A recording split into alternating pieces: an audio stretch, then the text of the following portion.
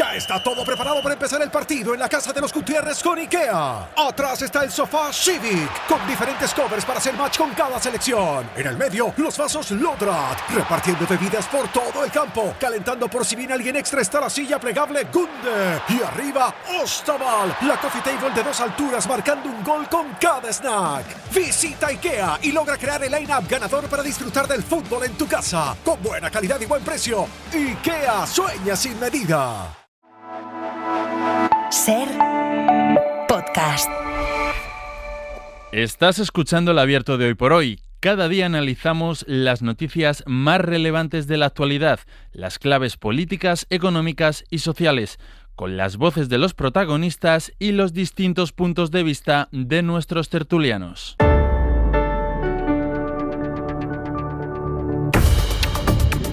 Félix Bolaños, ministro de Presidencia, Justicia y Relaciones con las Cortes. Buenos días. ¿Qué tal? Buenos días. En media hora está prevista la reunión de la permanente del Poder Ejecutivo del Poder Judicial, que tiene sobre la mesa la posibilidad de sancionar al juez Juan Carlos Peinado por la resolución que conocimos el sábado, en la que apunta que los agentes que forman parte de la escolta de la mujer del presidente del Gobierno podrían participar en ella de una escapada, de una fuga.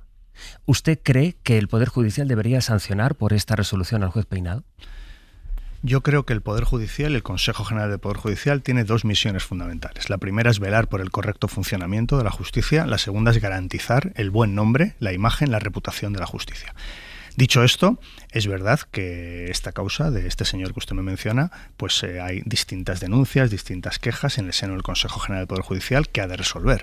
Este órgano es un órgano absolutamente independiente del Poder Ejecutivo, absolutamente autónomo, y yo espero que tomen la decisión que corresponda, y si en este caso entienden que ha de hacer alguna corrección disciplinaria a este señor, pues que se haga. Y espero que tomen esa decisión mirando, por supuesto, lo que diga la ley, al objeto de acercarse y de cumplir lo que diga la ley, y también pensando en el buen nombre de la justicia. ¿Usted entendería que esta corrección disciplinaria ayudaría, si es que la decide, si es que la toma así esta decisión el Poder Judicial, ayudaría a preservar la imagen de independencia del Poder Judicial? Yo no quisiera inmiscuirme en la decisión que va a tomar el Consejo General del Poder Judicial. Tiene varias denuncias que están pendientes de resolverse. Creo que el Consejo ha de hacerlo, por supuesto, conforme a la ley. No me cabe duda que así lo hará, pero también muestro mi preocupación por el buen nombre de la justicia. El problema que está sucediendo con esta causa es que está afectando a la imagen de la justicia. Y esto es algo que no solo, digamos, es la opinión de una parte muy generalizada de la sociedad, sino también incluso de la opinión publicada. Ha sido transversal las críticas que ha recibido el auto del pasado sábado. Digo transversal en personas de derechas, personas de izquierdas, personas de todo tipo, y por tanto yo creo que aquí lo que se está cuestionando, lo que se está poniendo, digamos, en duda es la buena imagen y la reputación del Poder Judicial, y esto es una función, quizá la más importante que tiene el Consejo General del Poder Judicial, preservar esa buena imagen. ¿Usted cree que esta ha sido una causa política? Vayamos al origen de la causa. Esta causa es fruto de una querella que presenta una organización ultraderechista con recortes de prensa contra la mujer del presidente del Gobierno, simplemente por ser la mujer del presidente del Gobierno. Conforme a la doctrina pacífica del Tribunal Supremo, esta causa se debió inadmitir el primer día, y no se hizo. Muy al contrario, el primer día, ¿sabe lo que sucedió? Que se imputó a la mujer del presidente del Gobierno, con recortes de prensa, vulnerando así la doctrina pacífica del Tribunal Supremo. Por tanto, este es el origen de la causa, no podemos olvidar esto. Pero es que vayámonos a lo que sucede, dejemos esta causa por un lado, por un momento a un lado, y vayamos a la realidad de lo que sucede en nuestro país. Igual los oyentes no saben que cada día, cada semana, organizaciones ultraderechistas nos interponen decenas de querellas a personas simplemente por ser progresistas o por ser familiares de progresistas. Decenas de querellas. La inmensa mayoría de esas querellas se inadmiten porque no tienen ningún sentido y no hay nada de nada. Pero de vez en cuando alguna, pues en algún procedimiento, en algún juzgado, pues se empieza a tramitar. Esta presión que hacen las organizaciones ultraderechistas, que por supuesto utiliza a Vox, que por supuesto utiliza al Partido Popular en su labor de oposición, es algo que está haciendo mucho daño a la democracia y a las instituciones, porque se intenta acabar con nosotros a base de querellas falsas por parte de ultraderechistas. Por tanto, claro que hay una persecución política de organizaciones ultraderechistas contra gente progresista y, en concreto, en este caso, por ser la mujer del presidente del gobierno. Pero en este caso, entonces, necesita, según su teoría, que haya jueces que acepten estas querellas. Claro, pero es que esto sucedió en esta causa. Aquí lo que sucedió el primer día fue que se admitió, no solo se admitió la querella, sino que se imputó a la mujer del presidente del gobierno. El primer día. Y a partir de ahí, 2 años y medio, pues en una instrucción que yo creo que todo el mundo tiene una opinión bastante clara de lo que ha supuesto esta instrucción. ¿La suya es que en esta instrucción el juez ha prevaricado? A mí no me corresponde decir eso, a mí no me corresponde tomar esa decisión, a mí no me corresponde hacer esa calificación, eso le corresponderá a la justicia en su caso. Lo que sí le digo es que ha sido una causa absolutamente anómala. Absolutamente anómala. Lo miremos por donde lo miremos y por ir a datos objetivos para que nadie los pueda discutir. En esta instrucción ha habido, creo que son 15 resoluciones revocatorias de la Audiencia Provincial. 15. Ha habido, creo que media docena de denuncias y quejas ante el Consejo General del Poder Judicial. El propio juez ha interpuesto como una docena de demandas contra periodistas, contra políticos, para que no den su opinión libre sobre lo que ha sido esta causa. Por tanto, que estamos ante una causa absolutamente anómala, yo creo que es indiscutible. Es absolutamente indiscutible. ¿Anómala significa que el juez, a su juicio, ha hecho política a través de esta causa? Yo creo que el señor Peinado ha dictado resoluciones incomprensibles a ojos de la ciudadanía y alejadas del derecho. Le preguntaba si el juez estaba a su juicio prevaricando, porque el otro día hubo un gran revuelo cuando el ministro Óscar López dijo que había jueces que prevaricaban. Usted es el ministro de Justicia. ¿En este país hay jueces que prevarican? Mire, insisto, a mí no me gusta utilizar esa terminología. Hay términos que también se utilizan con mucha frecuencia que yo no he utilizado ni voy a utilizar nunca, porque una mala praxis no afecta al conjunto del sistema judicial español. Lo que tiene que haber cuando hay una resolución que es injusta, cuando hay una resolución que es contraria a derecho, el sistema de garantías, el sistema de recursos de nuestro país, lo que tiene que hacer es corregirla. Y ese es el Estado de Derecho. Y yo quiero también mostrar, incluso en días tan tristes como estos, donde hay resoluciones que nadie entiende, y cuando digo nadie, me refiero a que ha sido una resolución que la crítica ha sido transversal, absolutamente generalizada en medios de comunicación de derechas y de izquierdas, pues yo en este momento, con esta, digamos, tristeza que nos invade a los que creemos en la justicia, a los que creemos en el Poder Judicial, pues yo le tengo que decir que quiero mostrar confianza para que estas resoluciones judiciales sean revocadas por órganos superiores y quiero mostrar confianza en la justicia de nuestro país. De forma que entiendo que bajo su criterio el caso de Peinado es una excepción en todo el sistema jurídico español. Bueno, yo creo que la inmensísima mayoría de los jueces y magistrados de nuestro país hacen su tarea con rigor, con profesionalidad, con imparcialidad y con independencia. La inmensa mayoría de los magistrados y jueces de nuestro país. Y cuando hay alguna causa que tiene resoluciones absolutamente alejadas del derecho, pues es el propio sistema de recursos, el propio Poder Judicial, el que ha de revocar esas causas y el que ha de revocar esas resoluciones. Eso es el Estado de Derecho, eso es nuestro sistema democrático, en el que obviamente tenemos que creer, porque la gente progresista tenemos que apoyar más que nadie a las instituciones de nuestro país, porque hay mucha gente que no tiene nada y lo único que tiene son sus instituciones, para que le defienda frente a los poderosos, para que defienda sus derechos, porque aquí en esta causa, mira, más allá del debate político que se suscita, más allá de la preocupación que le suscita a mucha gente en la sociedad y también aparte de la carrera judicial, más allá de las anécdotas en las que muchas veces nos quedamos, que si una tarima, que si Fernando VII, aquí el problema es que hay una mujer que no ha hecho nada de nada y que las organizaciones ultraderechistas que actúan como acusaciones populares le están pidiendo 28 años de prisión. ¿Cabe más maldad? Me ha dicho antes que hay asociaciones de ultraderecha que presentan muchas querellas contra ustedes solo por el hecho de ser progresistas y que algunas de estas querellas pasan el filtro de algunos juzgados. Todas las causas que están abiertas en este momento que afectan al Partido Socialista, al entorno del presidente del Gobierno o al Partido Socialista, son bajo su punto de vista, causas políticas o con fines políticos? Mire, insisto que ese tipo de terminología a mí no me gusta utilizarla. Yo creo que para ser justos, para dar una opinión que sea ajustada a la realidad, para que los oyentes se sientan convencidos de lo que estamos diciendo, tenemos que ser también transparentes y justos. Hay que ver causa por causa y ver procedimiento por procedimiento, evidentemente. En algunas causas, pues después de 2 años y medio de instrucción no hay nada de nada y seguimos intentando buscar algo para llevar a juicio a algunas personas, y en otras causas hay indicios que son sólidos. ¿Y sabe cuál es la diferencia? Mire, cuando nosotros consideramos que hay indicios sólidos, inmediatamente tomamos decisiones. Inmediatamente. En el caso del señor Ábalos y del señor Koldo García, antes de que hubiera una investigación judicial, antes de que hubiera ni siquiera un procedimiento judicial abierto, se adoptaron responsabilidades políticas y se le apartó de su escaño y se le apartó del partido. Es decir, que la responsabilidad política, en el caso del señor Ábalos y el señor Koldo García, ha ido por delante de la responsabilidad judicial de la sentencia que vamos a conocer bien pronto. En el caso Leire Díez, ¿ve indicios sólidos? Mire, yo no sé muy bien qué ha pasado ahí. Es decir, no sé si ha habido mucho, si ha habido poco, si no ha habido nada. Lo que sí sé es que no ha afectado a las instituciones del Estado. Y esto es fundamental.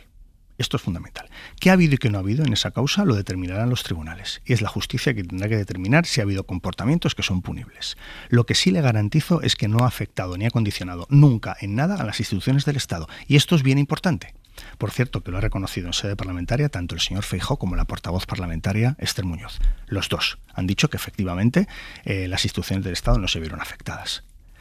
Y esto es bien importante, ¿por qué? Porque ha habido gobiernos anteriores donde las instituciones del Estado sí se vieron afectadas. Si hubo policías corruptos cometiendo delitos para tapar delitos, si hubo instrucciones directas a la Fiscalía, si hubo intentos de manejar a jueces, eso ha pasado en España con gobiernos del Partido Popular.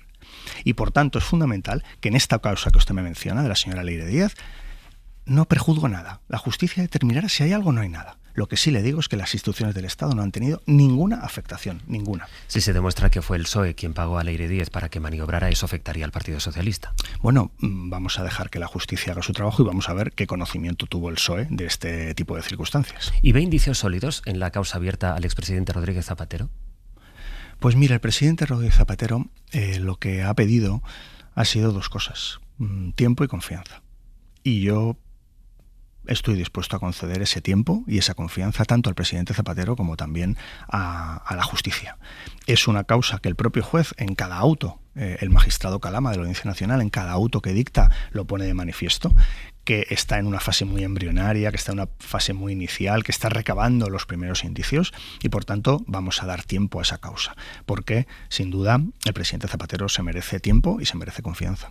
¿Usted cree que las joyas, en cuanto se aclare su origen, deberían ser donadas, debería donarlas a patrimonio, si las recibió como un regalo en virtud de presidente del gobierno? Pues en este asunto, insisto, él ha pedido tiempo. Pidió, de hecho, que no se produjera la declaración de la semana pasada con respecto a las joyas, porque él necesitaba más tiempo para explicar exactamente dónde venían, poder acreditarlo. Yo creo que es el momento de que esperemos y de que el propio presidente Zapatero pueda explicar lo que corresponda sobre esa circunstancia. ¿Y es usted comprensivo, como pareció ser el otro día el presidente del gobierno cuando dijo que 2007 no era lo mismo que la España actual y que no se podía juzgar si recibió y aceptó y se quedó unos regalos, si es que ese es el caso, con los criterios políticos o digamos éticos que hay actualmente en la sociedad? Bueno, la ley es de 2015. La ley que regula este tipo de cuestiones es del año 2015, por tanto no estaba en vigor en 2007. Esto es una realidad incontestable. A partir de ahí, yo creo que quien debe dar toda la explicación referida a esta circunstancia tiene que ser el presidente Zapatero. Ministro, usted ha hecho en esta entrevista un alegato en defensa de la confianza de los ciudadanos a la justicia, a nuestro sistema judicial, no solo por los recursos, no solo por las sentencias, sino también por los recursos. Desde el gobierno se ha hablado de estrategias para hacer que caiga el gobierno, para derribar al gobierno. El ministro Óscar Puente habló de métodos no democráticos. ¿Existe una estrategia con métodos no democráticos desde su punto de vista para derribar al gobierno? Y en todo caso, si existe, ¿cómo es compatible eso con pedir confianza a los ciudadanos en este sistema? Existe una estrategia de partidos políticos y de organizaciones de derecha y de ultraderecha para tumbar al gobierno en cualquier circunstancia y con cualquier método. Pero no democrática. Bueno, a mí me parece que utilizar de manera sistemática querellas falsas, noticias falsas, para luego hacer oposición y a partir de ahí llevarlo al Parlamento, convertirlo en una gran noticia, que abra medios de comunicación y que abra portadas, a mí me parece que eso, digamos, que no es muy limpio. Y obviamente pues eso es algo que intenta hacer todos los días la ultraderecha y la derecha en nuestro país. Y yo quiero volver a repetirlo, cada día intentan querellarse contra nosotros. O sea, muchas veces se lo digo en el Parlamento a Vox, le digo, es que ustedes en el fondo lo que quieren es encarcelarnos, porque ustedes lo que no respetan es la pluralidad de nuestro país. Lo que no reconocen es que hay una inmensa comunidad política en España que es progresista, de gente progresista, gente de izquierdas, y esta gente de la derecha y la ultraderecha en muchas ocasiones lo que intentan hacer es acabar con nosotros por cualquier método. Y a mí me parece que esto hace daño a las instituciones y hace daño a la propia democracia. ¿Por qué no se habla en España de que nuestro país está creciendo 6 veces lo que crece la media europea en términos económicos?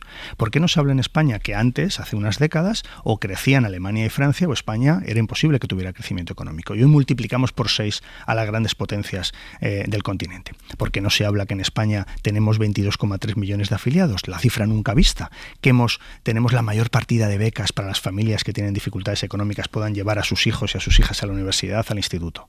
¿Por qué no se habla de que actualizamos las pensiones conforme al IPC y no el 0,25 de miseria que hacía el Partido Popular?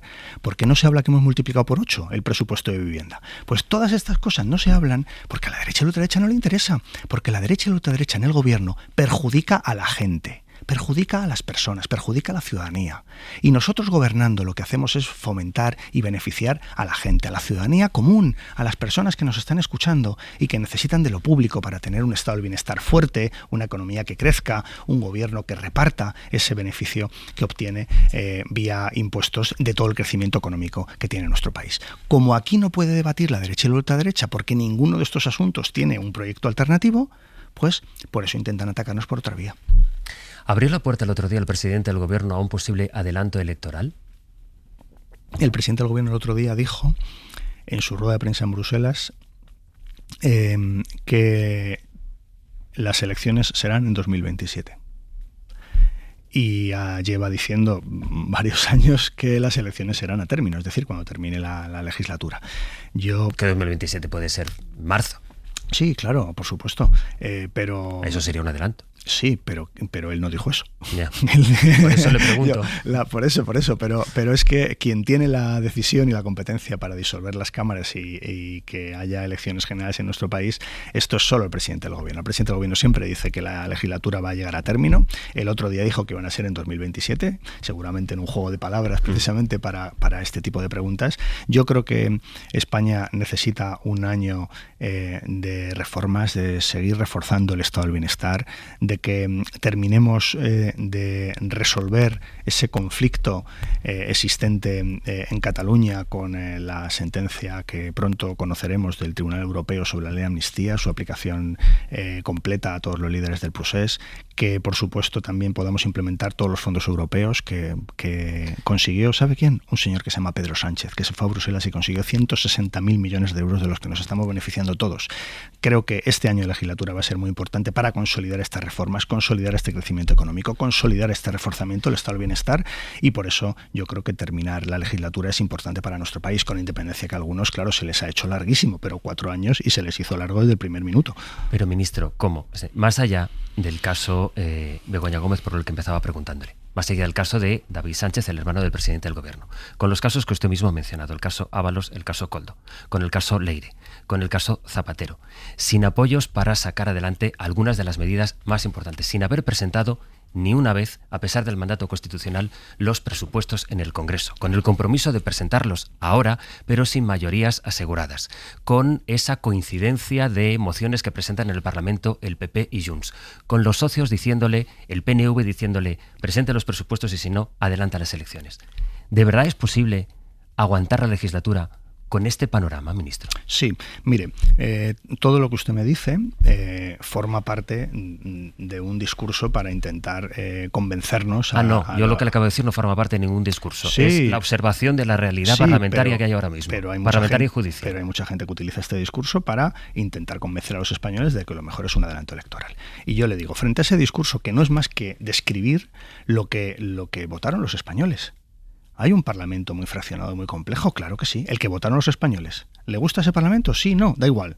Eso es España. Los 7 diputados de Junts, los 6 diputados de Bildu, los 5 del PNV. Es decir, todos esos diputados consiguieron apoyo ciudadano para estar sentados en el Congreso de los Diputados. Con esa dificultad y ese fraccionamiento que tiene el Congreso de los Diputados, hemos conseguido aprobar 64 leyes. 64. Bueno, no son pocas, más que cualquier parlamento autonómico, por cierto, con mayorías absolutas. ¿Sabe qué porcentaje de votaciones gana el gobierno en el Congreso de los Diputados? Esta es una cifra que no se conoce, pero que creo que es muy bueno recordarla. El 85% de las votaciones que lleva el gobierno al Congreso las gana. El 85%. Bueno, para ser un parlamento tan complejo, yo creo que tenemos una estabilidad bastante razonable.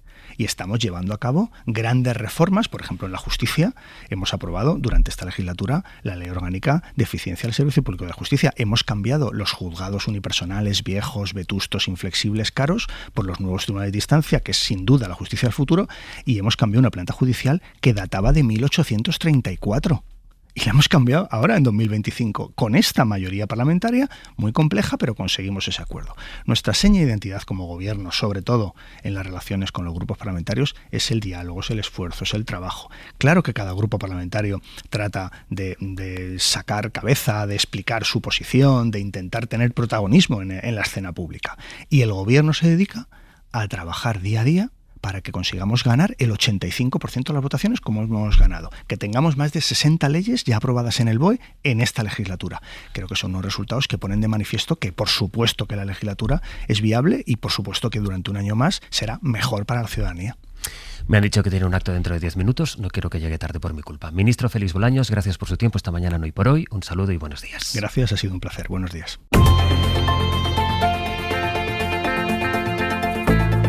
El Abierto. Ser podcast.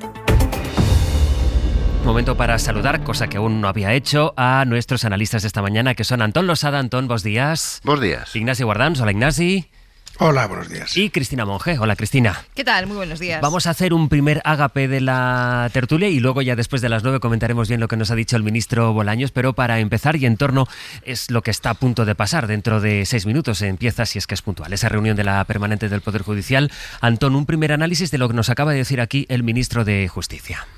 Bueno, yo creo que ha trasladado la posición institucional, la posición del gobierno ante lo que yo creo que es una secuencia de hechos. Yo no creo que sea únicamente la decisión de retirar el pasaporte, sino todo lo que ha sucedido en las semanas anteriores, esa obligación de acudir a una vista en la que en realidad no tenía obligación de ir, avisándole que si no la haría escoltar por la Guardia Civil, el intento de endosarle 2 delitos en una causa en la que no tenía absolutamente nada que ver, la víspera de retirarle el pasaporte, que yo creo que llevan a una conclusión que para mí es incuestionable, que es que la apariencia de imparcialidad que debe presidir la actuación de un juez en cualquier instrucción penal ha quedado, si no lo estaba ya, completamente destruida en el caso del juez Peinado y la instrucción contra Begoña Gómez. Cristina.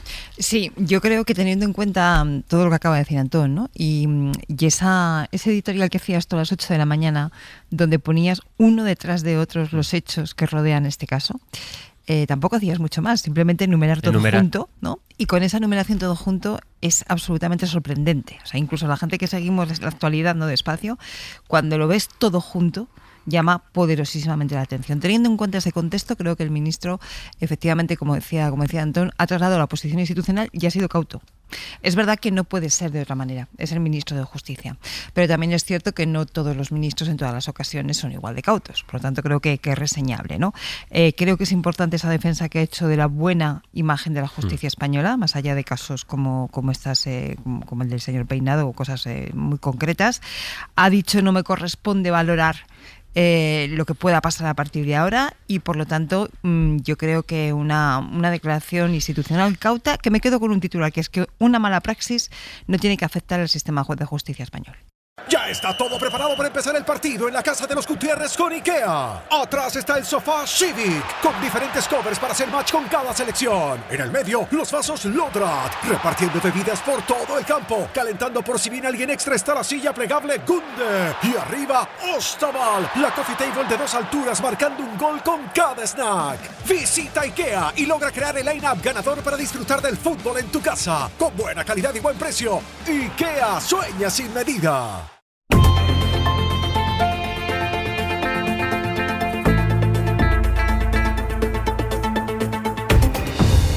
En el abierto de esta mañana de lunes, hoy es 22 de junio, Antón Losada, Cristina Monge, Ignasi Guardans, a quien voy a dar la palabra para retomar con él el análisis a partir de algo que está ocurriendo, que tiene que estar empezando a ocurrir ya, la reunión del Consejo del Poder Judicial para decidir si, como propone la presidenta del organismo, Isabel Perelló, sancionan al juez Juan Carlos Peinado por llegar a decir en el auto en el que toma medidas cautelares y retira el pasaporte a la mujer del presidente del gobierno que los policías que se ocupan de su escolta podrían ayudarla y contribuir a fugarse, y a partir también, Ignasi, de lo que nos decía aquí en la SER a las 8:30 el ministro de Justicia, Félix Bolaños.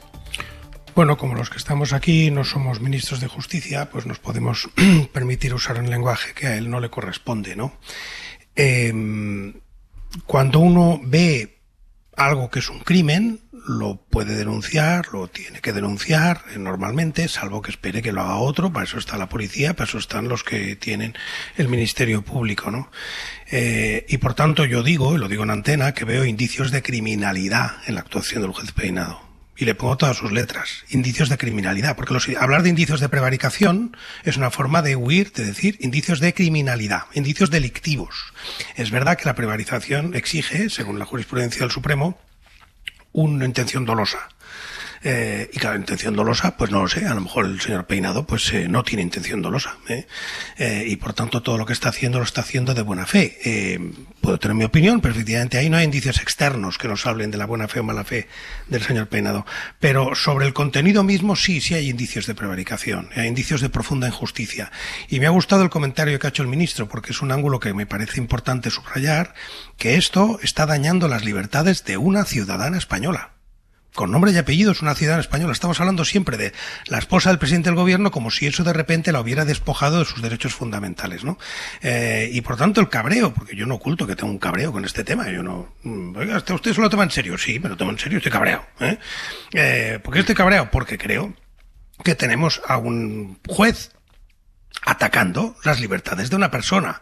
Y de con otra persona usted no reaccionaría igual. Bueno, pues que me cuenten un caso, que me cuenten otro caso donde haya un juez español ensañándose con un ciudadano español, y entonces yo, pues si alguien demuestra que mi cabreo es menor, pues que me lo digan, ¿no? Pero creo que no es así. Y por tanto, efectivamente, sí, creo que es importante, que lo que está ocurriendo es grave, que el Consejo General del Poder Judicial tiene una oportunidad de reaccionar, pero no es el actor principal en este tema. El actor principal en este tema es la Audiencia de Madrid. El Consejo General del Poder Judicial es un personaje secundario sobre un aspecto, un actor secundario, que son los policías que vigilan a la esposa del presidente del gobierno, y a quien se ha acusado, efectivamente, se les ha acusado de delinquir o de quizá delinquir, ¿no? Cosa que también, subrayo, es divertido. O sea, si yo digo que parece que el juez puede haber delinquido, se me echa mucha gente encima, pero el juez ha podido poner por escrito que la policía tiene previsto delinquir. Y que como tiene previsto delinquir, pues hay que darle medidas cautelares, porque hay policías cerca de la esposa de doña Begoña Gómez que estarían dispuestos a delinquir. O sea, es todo muy demencial, es todo muy grave. Decía Antón, voy a citar a Antón como autoridad, que es un momento de poner pie en pared. Bueno, pues me parece muy correcta la expresión, y creo que sí. En cambio, perdóname, termino, el análisis político de Bolaños me parece muy pobre, de eso lo analizamos, me parece un mal análisis político de la situación. Vamos a quedarnos con la primera parte, Antón, que me da la sensación que es donde quieres ahora tu reunión. Sí, lo que dice la policía es que el resto del auto es exactamente igual con respecto a Begoña Gómez. Yo sospecho que la policía puede cometer un delito y por lo tanto lo meto en un auto. Entonces yo sospecho que aquí se han cometido delitos y sin muchos indicios ni muchas más zarandajas, pues le le abro juicio oral y le pido que sea juzgada por 4 delitos, si no recuerdo mal. Ahora, porque uno ya va perdiendo la cuenta, ¿no? Pero yo creo que aquí es importante distinguir varios planos muy rápidamente, ¿no? Lo que ha dicho de la policía es gravísimo y es terrible y ha hecho que hasta Jupol se haya puesto contra el juez Peinado, pero bueno, a la policía le sobra gente a la que la defienda. A mí lo que me parece grave es todo lo que le ha hecho a Begoña Gómez a lo largo de la instrucción. Sí. Porque parece que ser mujer de presidente del gobierno, Ignasi, es un agravante que no figura en el código penal que yo estudié. Y yo vuelvo a insistir en que es muy importante reivindicar el derecho a tener un juez que al menos cumpla con la apariencia de imparcialidad. Aquí en Galicia se acaba de retirar a 2 magistrados de una serie de juicios sobre parques eólicos, ya sé que no tiene nada que ver, pero lo pongo como ejemplo, porque uno de ellos fue candidato de un partido político en las elecciones autonómicas. Y porque se dijo el Tribunal Superior que eso destruía la apariencia de imparcialidad. ¿Acaso no destruye la apariencia de imparcialidad decir que tienes que venir a una vista a la que en realidad no tienes que ir, porque con que vaya tu abogado es suficiente, y que si no te va a mandar a la Guardia Civil?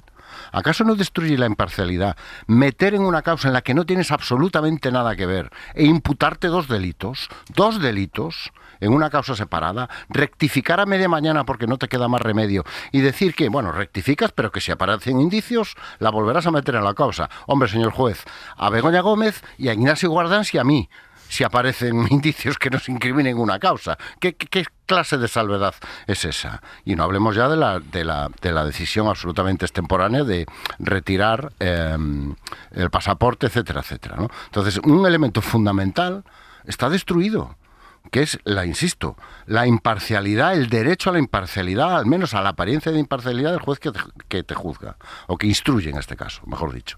Y pues una última reflexión muy general, ya a nivel general, trascendiendo el caso de Begoña Gómez, es que se está instalando una filosofía en la conversación pública, en la política española, que es que parece que las investigaciones penales son investigaciones periodísticas, y que no tiene ningún coste abrirlas.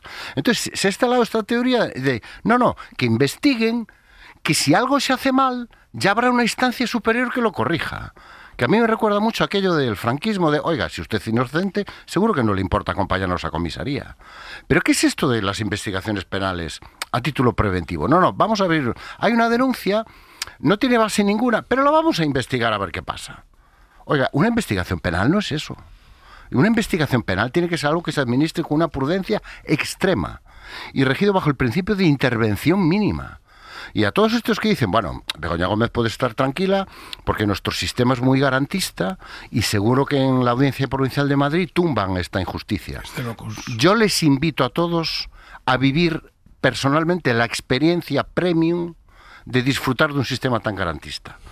Es decir, que te caiga un juez que te acose sistemáticamente y que tengas que esperar durante semanas o durante meses a disfrutar de la experiencia premium de que venga una instancia superior y lo tumbe. Yo les invito a disfrutar de esa experiencia. Cristina. Es muy grave esto de que las investigaciones penales efectivamente se a ver normalicen, como cualquier cosa, ¿no? Sí, Hoy sí. estamos hablando del caso de Begoña Gómez, pero tenemos hace 4 días, el caso del hermano del presidente del gobierno y en la memoria de todos la sentencia del fiscal general del Estado, con esa acusación de que podía haber filtrado la información él o alguien de su entorno.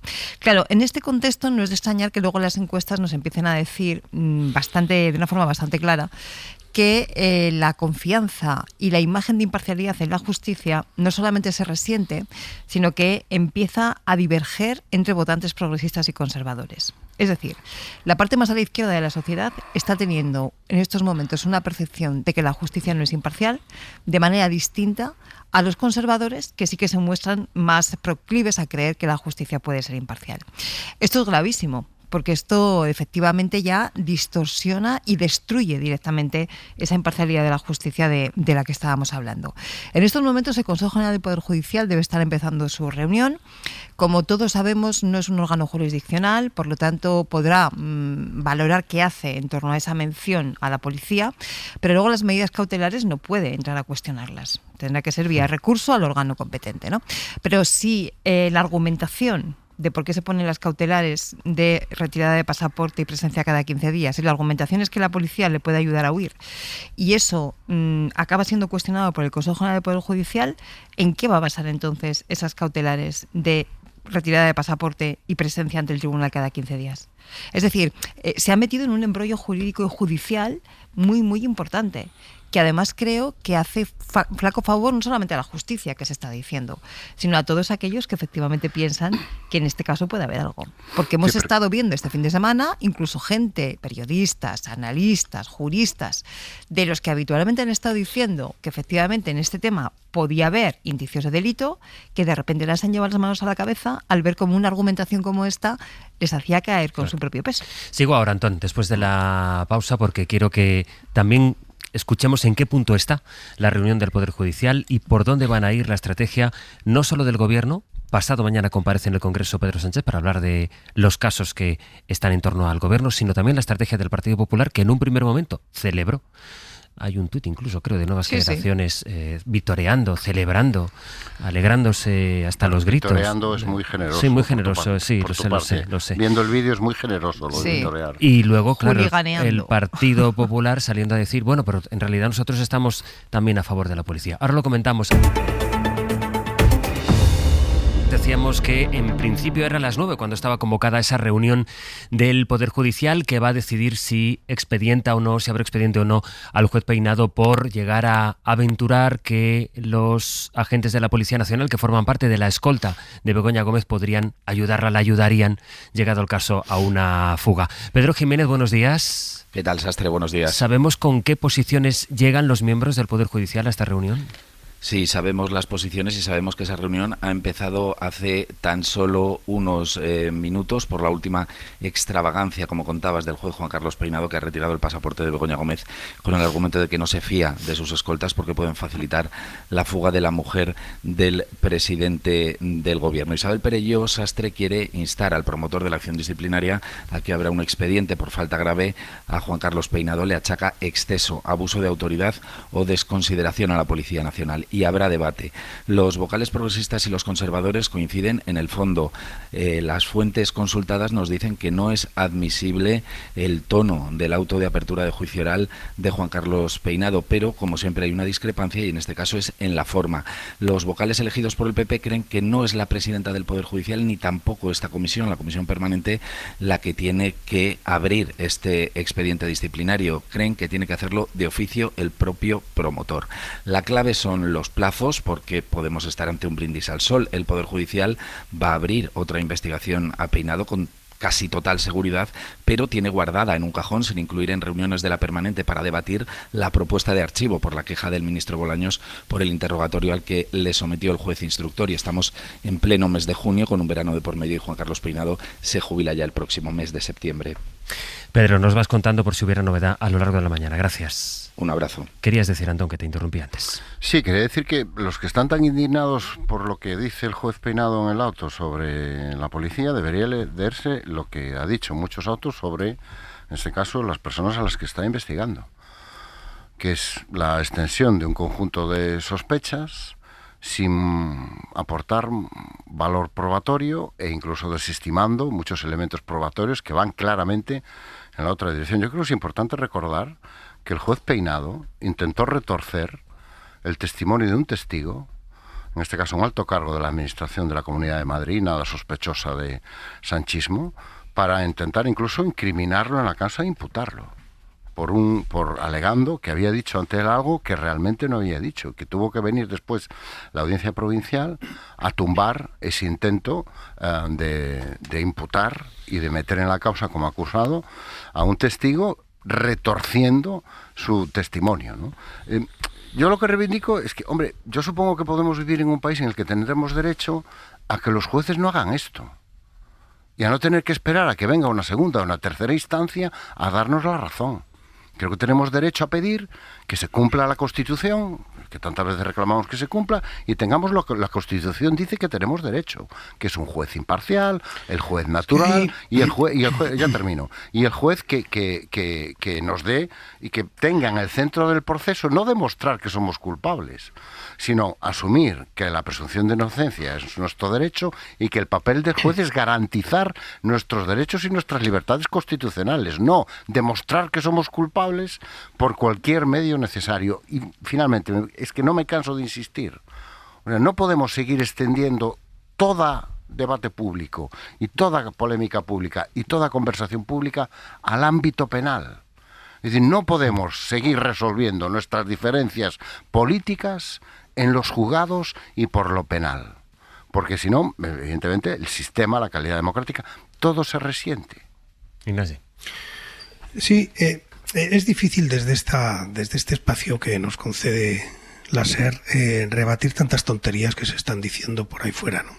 Pero lo podemos intentar en algún caso, ¿no? Antón ha contestado una y me parece que lo ha hecho bien, en el sentido de, oiga, ¿qué es esto de que te imputen y si no has hecho nada, pues que te imputen, que te juzguen y si no has hecho nada, pues no tienes nada que preocuparte? Lo cual es un planteamiento inquisitorial propio de otro tipo de sistemas distinto del nuestro, ¿no? Pero es democrático, es que hay que decirlo, es un planteamiento predemocrático. Es una cosa absolutamente de locos. Pero yo querría señalar otro en esta misma línea, ¿no? Que es, no, igualdad ante la ley. Claro, igualdad ante la ley. Igualdad ante la ley es lo que estamos exigiendo, y que se trata a esta persona como una ciudadana, con todos sus derechos. Y esa sensación, primero, con todos sus derechos, ¿qué significa? ¿En qué caso conocen ustedes, queridos oyentes, casos en los que haya el Partido Popular acusando a un ciudadano? Pues solo en los casos en los que considera que hay una actuación política. Por tanto, la primera falta de igualdad ante la ley, y lo he dicho, no me cansaré, es la propia existencia y el propio uso de la acción popular contra la opinión de la Fiscalía. 1. 2. Esa acción popular es la que ha hinchado tanto y de una forma tan demencial las penas que se le pueden pedir, que por eso estamos hablando aquí de medidas cautelares. ¿Por qué estamos hablando de cautelares? Porque hay una acción popular demencial que pide más de 20 años de cárcel por unas cosas que, en el mejor de los casos, si fueran delito, no tendrían pena de prisión y tendrían pena de multa, ya veríamos, que yo creo que no son delito, lo digo bien claro, pero que evidentemente no pueden estar al nivel de la sanción penal de un asesinato. Y solo porque esa base está ahí, porque el juez se aprovecha que tiene sobre la mesa una petición de penas de cárcel histriónica, loca, pues puede estar con eso. Por tanto, la igualdad ante la ley es efectivamente tratar a todo el mundo igual ante la ley. Y la ley no es un algoritmo que se aplica de forma automática. No, es más, en estos casos quizás sería mejor un algoritmo, porque el algoritmo tendría cuenta de las circunstancias de cada uno. La ley lo que hace es establecer unos parámetros, y los parámetros son riesgo de fuga. Y efectivamente el riesgo de fuga de determinados criminales es distinto del riesgo de fuga o de sustraerse a la acción de la justicia por parte de doña Begoña Gómez. La capacidad de destruir pruebas, la capacidad de reincidir el delito, eso es la igualdad ante la ley. Por tanto, esa tontería, y lo digo con todas esas letras también, esa tontería, a igualdad ante la ley, que le traten como a Luis Roldán, que yo lo he leído eso, lo he leído a gente, que le traten como a Luis Roldán. Pero ¿qué me está usted diciendo? Primero, Luis Roldán tenía una serie de delitos detrás que efectivamente sí sumaban decenas y decenas de años de cárcel en la mejor de las consideraciones posibles antes de que empezara ese juicio, no aquí. Por tanto, cuidado con la retórica, y efectivamente no hay tiempo para responderlo todo, pero hay una retórica fascistoide, porque eso es de lo que estamos hablando, buqueliana, de decir, encerrémoslos a todos, aquello de la Edad Media, ¿no? Quémenlos a todos, que Dios reconocerá a los suyos, porque eso es el paso siguiente, ¿no? Importa por eso saber cuál es la decisión que tome hoy, si es que toma alguna el Poder Judicial, en la medida, y es algo que le preguntábamos también al ministro cuando ha estado aquí, Félix Bolaños, si considera el Gobierno que es una excepción o no el caso de Juan Carlos Peinado, porque hemos escuchado en boca de otros ministros hablar de una especie de campaña, de estrategia para tratar de derribar al Gobierno, llegó a decir el ministro Óscar Puente, con métodos no democráticos. Ahora sigo por aquí el debate, Cristina, pero incorporar también cuáles son los elementos que están en la agenda, porque esto ha impactado en la agenda, que estaba precisamente, el auto del juez Peinado llegó en un momento en que las noticias, los titulares eran todos pues muy críticos para el Gobierno, tanto por el caso Leire Díez como por el caso Zapatero. Son dos de los asuntos por los que tendrá que comparecer pasado mañana, el miércoles, el presidente del Gobierno, Pedro Sánchez, en un pleno que, por cierto, podrán seguir en directo aquí en Hoy por Hoy. Guillermo Lerma, hola de nuevo. ¿Qué tal, Sastre? Buenos días. Había una estrategia de la Moncloa hasta que el sábado este auto cambia un poco esa estrategia y se usa también como argumento para denunciar que hay por lo menos un juez o que hay jueces que impulsan una actitud que va contra el Gobierno. Sí, de manera muy clara esta vez lo ha verbalizado el Gobierno. Nunca había habido una reacción tan contundente del Ejecutivo a una decisión del juez Peinado, y eso esperan en la Moncloa que de alguna manera pueda condicionar el debate parlamentario del miércoles, esa comparecencia de Sánchez en el Congreso, que es una de las citas clave de la semana, una comparecencia para dar explicaciones sobre las nuevas informaciones relativas a las investigaciones judiciales que afectan al PSOE. En el Ejecutivo asumen que será un pleno difícil porque dan por hecho que a la ofensiva de la derecha se van a sumar las críticas de buena parte de los socios parlamentarios, que cada vez de forma más clara están marcando distancias con la coalición, y porque ese pleno va a llegar también, lo dan por hecho en el Ejecutivo, con la sentencia del caso Koldo ya conocida por parte del Supremo. En cualquier caso, el presidente quiere aprovechar el debate para combatir la estrategia del PP, que es mezclar, dicen, todas las investigaciones para presentar un gobierno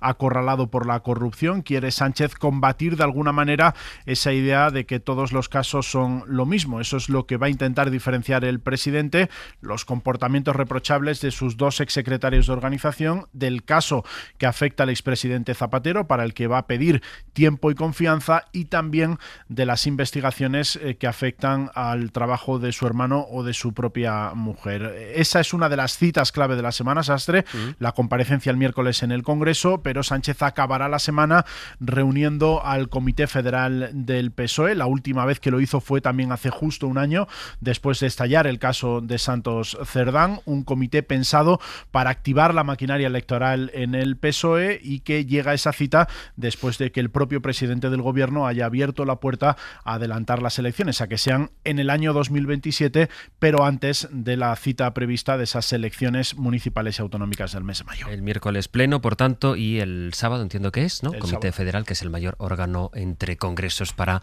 dirigir la organización socialista. Gracias, Guille. Hasta luego. Y luego el Partido Popular, Julia Molina, buenos días. ¿Qué tal, Sastre? Buenos días. Ha tenido que combinar esa euforia de la que hablábamos antes por el auto de Peinado con el apoyo a la Policía Nacional. Sí, el PP se vale de la instrucción del juez Peinado para sumar causas al Gobierno. El juicio contra Begoña Gómez es uno de los argumentos que dan los populares para pedir a Sánchez que adelante las elecciones, pero los de Feijóo prefieren mantenerse al margen de las decisiones más polémicas del juez. Ayer Cuca Gamarra defendía la labor de la policía. ¿Entiende el enfado de las asociaciones de policía ante esta afirmación del juez? Evidentemente es lógica, ¿no? Nuestra absoluta confianza y nuestro absoluto respaldo a los cuerpos y fuerzas de seguridad del Estado y en nuestro país. En el PP también van preparando el terreno por si la causa no llega más allá. Desde hace semanas los populares comparten dudas sobre si derivará en consecuencias penales, y por eso se agarran a las políticas. Veremos si ese procedimiento judicial termina o no en condena. Eso es el ámbito del derecho penal. Pero lo que está claro es que hay una responsabilidad política. En cualquier caso, los populares seguirán exprimiendo la instrucción para hablar de una nueva semana horribilis para el Gobierno, en la que los de Feijóo quieren volver a poner a prueba la relación de Sánchez con los socios con dos mociones, una en el Congreso y otra en el Senado. En la primera, el PP pedirá a Sánchez que se plantee una cuestión de confianza. En la segunda, exigirán la convocatoria de elecciones. Ninguna de las dos son vinculantes, pero los de Feijóo quieren obligar a Junts y al PNV a posicionarse y así insistir en la idea de que el Ejecutivo se ha quedado sin mayoría parlamentaria, pese a que ninguna de esas dos fuerzas están por ahora dispuestas a prestarle apoyo en una moción de censura, que es la herramienta con la que el PP sí podría hacer caer al Gobierno. Por ahora se conforman, dicen, disfrutando de la distancia que empiezan a marcar los socios. Gracias, Julia. A ti. Veremos qué dice Cristina pasado mañana Sánchez en el Congreso, pero ya ha dicho aquí Bolaños que él distinguía causa por causa, es decir, que no mezclaba, a pesar de que el panorama es el que es, él no mezclaba el caso Peinado o el caso Begoña Gómez con el caso Zapatero o con el caso Leire Díez. Intentaba él hacer esta distinción. Bueno, es que creo que hay que hacerla, y es que creo además que la conversación pública es muy importante, que se diferencien unos casos de otros. Casos en los que aparentemente yo creo que todo el mundo vamos viendo, ¿no?, poco a poco, que se disipan dudas que pudiera haber y que efectivamente son casos pues extravagantes, por decirlo de alguna manera, que estábamos hablando del tema de del juez Peinado, y otros casos donde hay indicios o motivos para pensar que puede haber cuestiones muy graves, ¿no? Por lo tanto, es importante efectivamente diferenciar el totum revolutum con el que a veces se quiere hacer oposición, esa imagen generalizada, ¿no?, de todo es corrupción, todo. La verdad es que tiene poco que ver con la democracia ni con las garantías judiciales. Otra cosa es que estemos en estos momentos en un carrusel emocional. Sabemos que últimamente, para entender bien qué pasa en una sociedad, yo creo que conseguimos realmente comprenderlo mejor estudiando muchas veces el estado de ánimo antes que el estado de opinión, ¿no?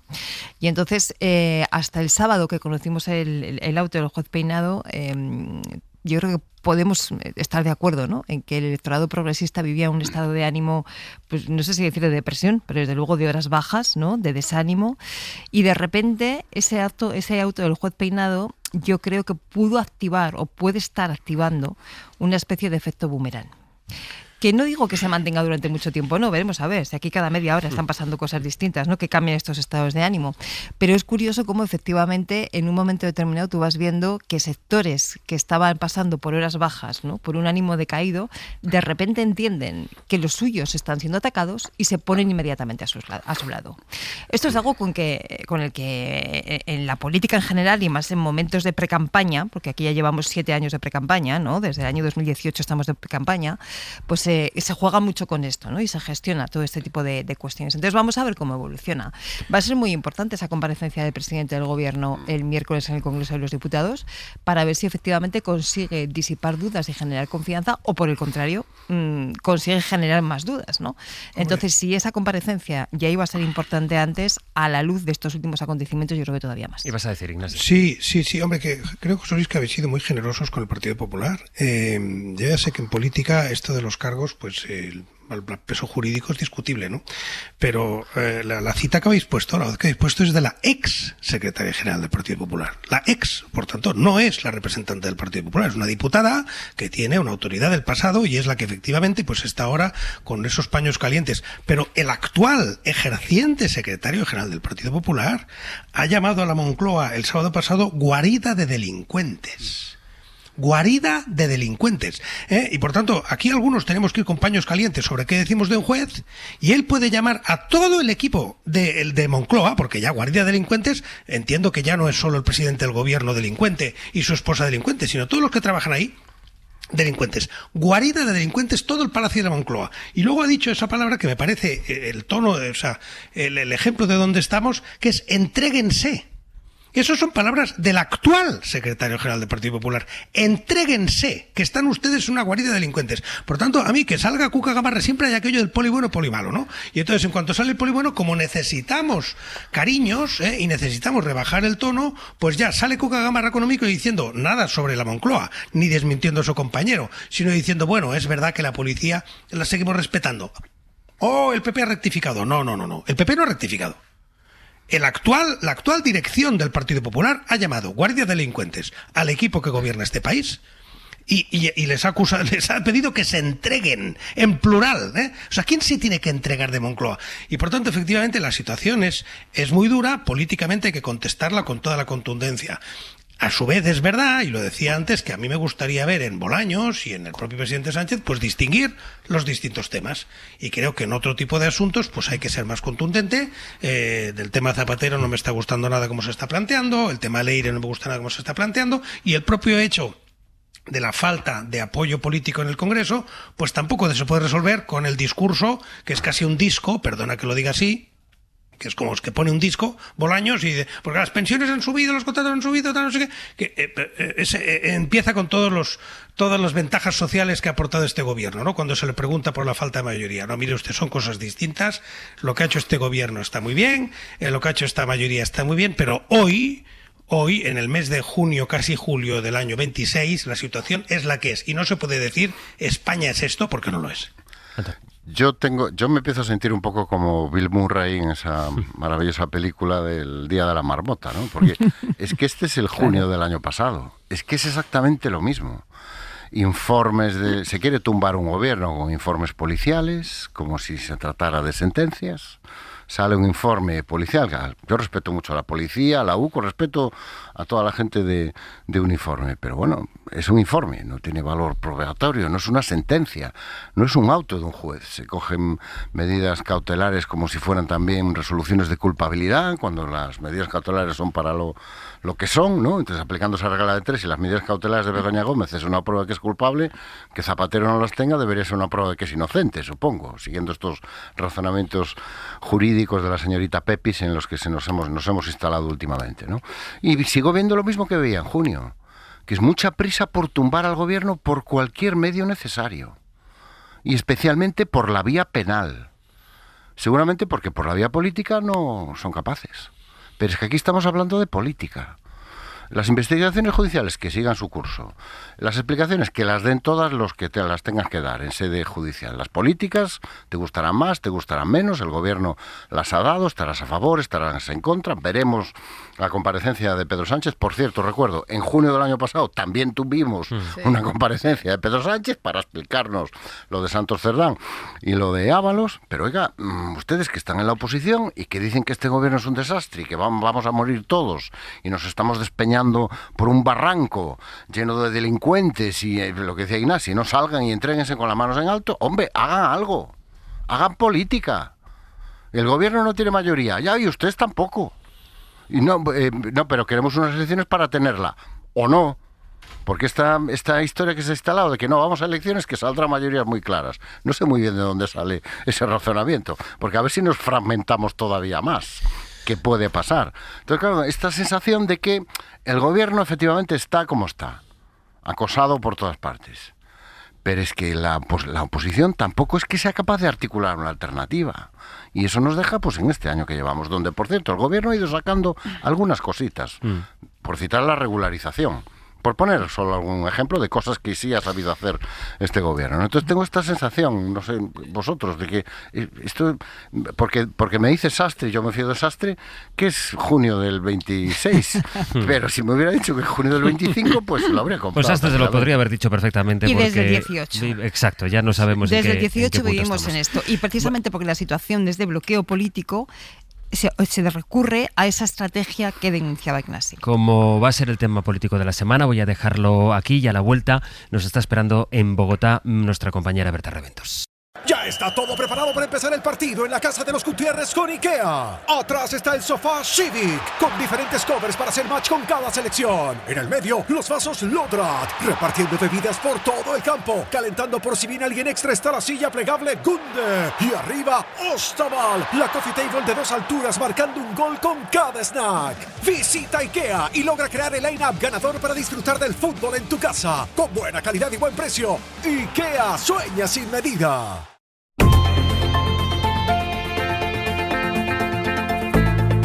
El Abierto. Ser Podcast. Berta Reventos, hola Berta de nuevo, ¿qué tal?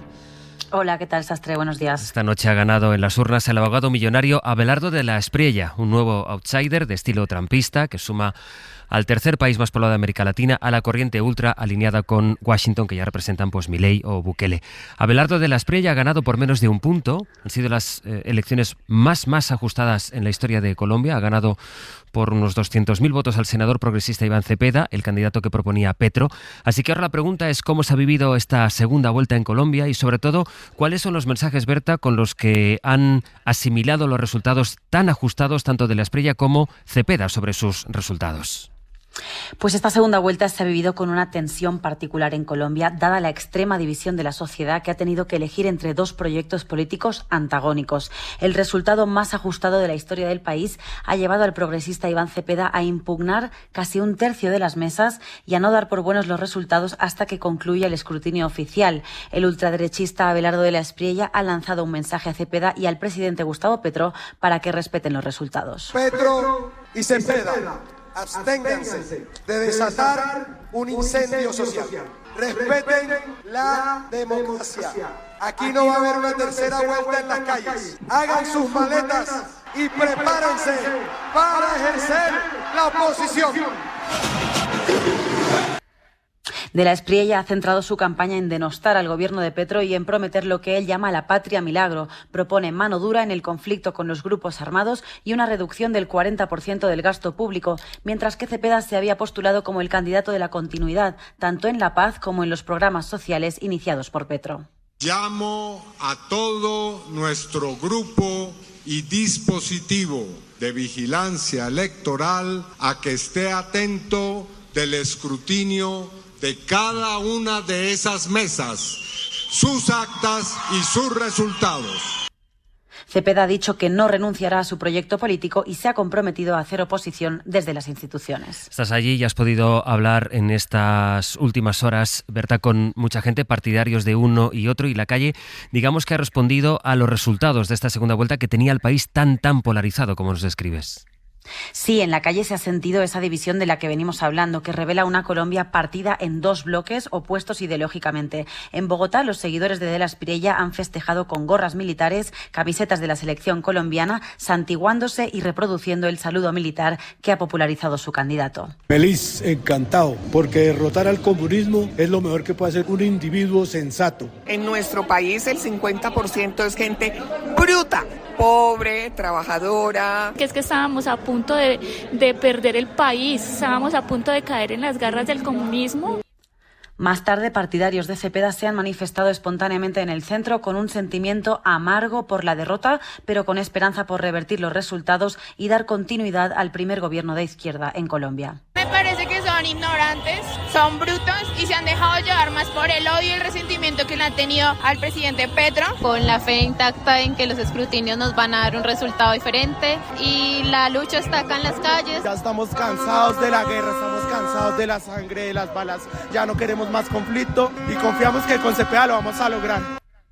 Tras 10 años del acuerdo de paz que se firmó con la extinta guerrilla de las FARC, Colombia sigue atravesada por un conflicto armado sangriento y sin un consenso sobre el camino para alcanzar una paz duradera. Toca ya descansar, Berta, gracias. Gracias a vosotros. Me queda muy poquito tiempo, Antón, pero sí que con un resultado muy ajustado que llama mucho la atención. En un país como Colombia, una diferencia de poco más de 200.000 votos, pero Colombia ingresa, por tanto, en esta lista en la que están ya Argentina, Chile o El Salvador.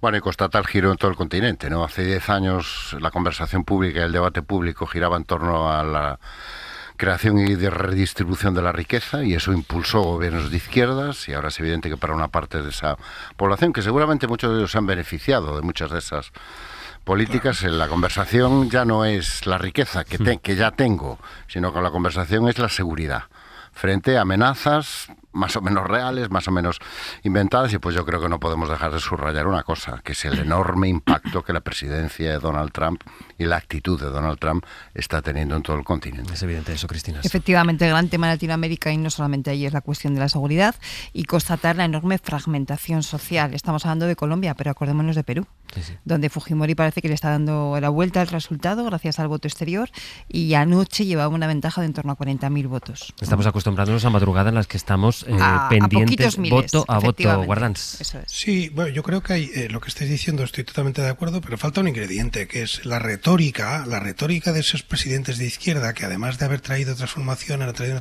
una retórica que indigna y que desprecia a buena parte de la gente a la que benefician esas políticas. Y ese corte que habéis puesto de que hay mucha gente que ha votado contra el discurso de Petro y no contra sus políticas, o sea que por odio y resentimiento a Petro, es verdad.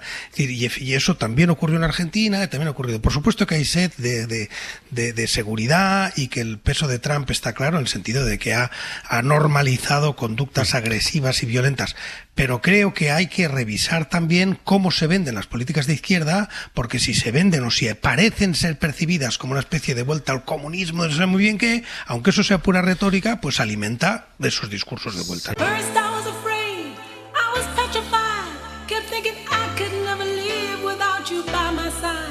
But then I spent so many nights thinking how you did me wrong, and I grew strong, and I learned how to get along.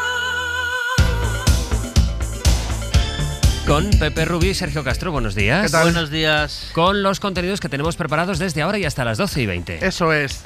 Buena parte del abierto está dedicada a unas elecciones, las de Colombia, y ya sin mayor descanso, Bob Pop lo que nos propone son otras, por si no tuviéramos pocas. Atención, en votantes, en el 900, 100, 800... imaginando unas elecciones mundiales, imaginando que solo podría haber candidatas mujeres. En el 900, 100, 800, la pregunta de Bob hoy es: ¿quién debería ser la presidenta del mundo? ¿Presidenta del mundo? Presidenta así del tal cual, mundo, ¿eh? Tal cual. Bueno, vale, se va cualquier... a votar dentro de 4 días la Secretaría General de Naciones Unidas y hay mujeres pujando para ello. Bueno, pues... Así que Bob no va nada desencaminado. No, está en la Presidenta del mundo, 900, 100, 800. Pueden llamar a votar. Y a partir de las 10:30 tenemos muchas cosas con Galder Reguera, con Rafa Cabeleira. Llevamos casi una semana, 10 días de Mundial. Vamos a hablar de la goleada de España en el segundo partido, del hat-trick de Leo Messi, del que dicen que todavía por ahora es el mejor partido del Mundial, Inglaterra-Croacia. Y luego, si nos da tiempo, vamos a hablar cómo les cambió la vida a algunos jugadores pasar por un Mundial. Para bien, pero también para mal. ¿Y luego, Pepe? ¿Te he dicho que el Málaga ha subido? No me lo has dicho, pero... Perdón, es que claro, eres malagueño. Sí. También lo tratamos, ¿eh? Uy, son muchas cosas para media hora, ¿eh? Es que luego la dupla viene muy ambiciosa y luego... se queda en lo que se queda. Pues bueno, la vida, en fin. El artesano Pablo Ortiz de Zárate nos habla de Tamara de Lempica, una pintora de los años 20 obsesionada con el lujo y las mujeres. A todas ellas las dibujaba grandes y poderosas y sus dibujos acabaron siendo la cubierta de muchas novelas en la historia de la literatura. Muy interesante esta pintora. Y en Mitos 2.0, ¿suspender es un drama? Atención, porque aquí hay varios profesores universitarios. Yo soy hijo de una maestra rural. O sea, no era un drama. ¿Y hablas inglés? Era el fin del inglés? mundo. Sí. Suspender cuando eres hijo de una maestra rural no es un drama, es el fin del mundo. ¿Es un drama suspender? Luego lo preguntamos en el Mitos, pero antes, en el 900, 100, 800... les preguntamos a quién votarían ustedes como presidenta, no primera ministra, presidenta. No, presidenta, plenos poderes. Con función ejecutiva también, en plenos poderes del mundo, nada menos. De momento vamos a agradecer y a despedir por ahora a Cristina Monge, a Ignasi Guardans y a Antón Losada. Muchas gracias y que tengáis una feliz semana. Un placer. Adiós. Para no perderte ningún episodio, síguenos en la aplicación o la web de la SER, Podium Podcast o tu plataforma de audio favorita. Ya está todo preparado para empezar el partido en la casa de los Gutiérrez con IKEA. Atrás está el sofá Civic, con diferentes covers para hacer match con cada selección. En el medio, los vasos Lodrat, repartiendo bebidas por todo el campo. Calentando por si viene alguien extra está la silla plegable Gunde. Y arriba, Ostaval, la coffee table de 2 alturas marcando un gol con cada snack. Visita IKEA y logra crear el line-up ganador para disfrutar del fútbol en tu casa. Con buena calidad y buen precio. IKEA, sueña sin medida.